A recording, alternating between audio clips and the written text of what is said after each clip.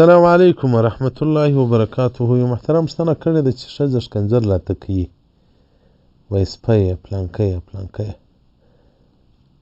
نو چې بیا ټلیفون نه ورکوم یا ټلیفون نه پورته کوم بیا ژاړي بغارې وایي.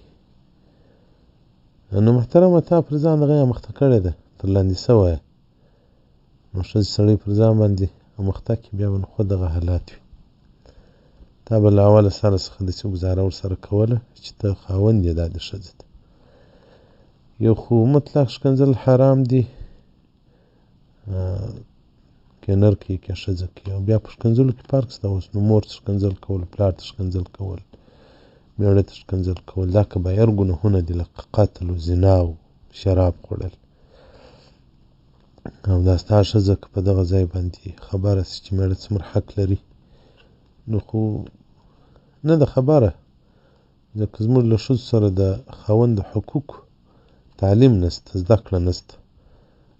رسول الله صلی الله علیه وسلم یو ښځې ته ویل ول ته خاوند لرې که نه لرې؟ هغې ورته ویل خاوند لرم. نو رسول الله صلی الله علیه وسلم بارک څنګه ژوند ورسره کوې؟ بیا رسول الله صلی الله علیه وسلم ورته ویل ول فانه جنتک و نارک، دی ستا دپاره دوږخ دی او ستا دپاره جنت دی.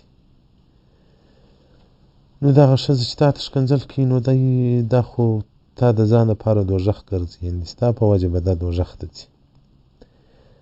نو هرې ښځې دپاره مېړه هم دوږخ دی هم جنت دی.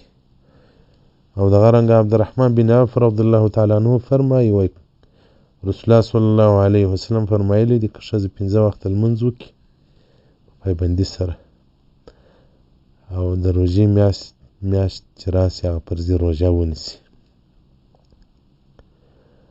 او حفاظت فرج وکړي، زنا نه وکړي، او اطاعت د مېړه وکړي، د مېړه په قول وکړي، مېړه خوشحاله وساتي. ورځ د قیامت به وایي قیل لها، دې لره به وویل سي وایي ننوځه جنت لره په هره دروازه د جنت چې ستا خوښ وي په هغه دروازه ننوځه. موسوعة الفقهیه صفحه نمبر 285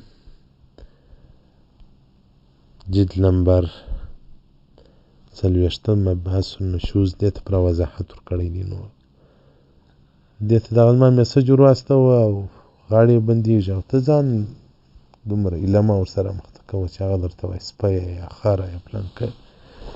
نو دغه خو تا پر ځان دغه مخته کړې ده چې اوس دغه ښکنځل درته کوي. نو اول وار خو یې نه دي درته کړي چې تا او د دې اول ټلیفون سره سوی دي. نو خو دا بعضې خلک دی چې وایي دا معاینه به را تمامېږي، بس دغه شپې مې دي. معاینه ستا ده چې دا ژوندی تر هغه وخته ستا ده. والسلام علیکم ورحمت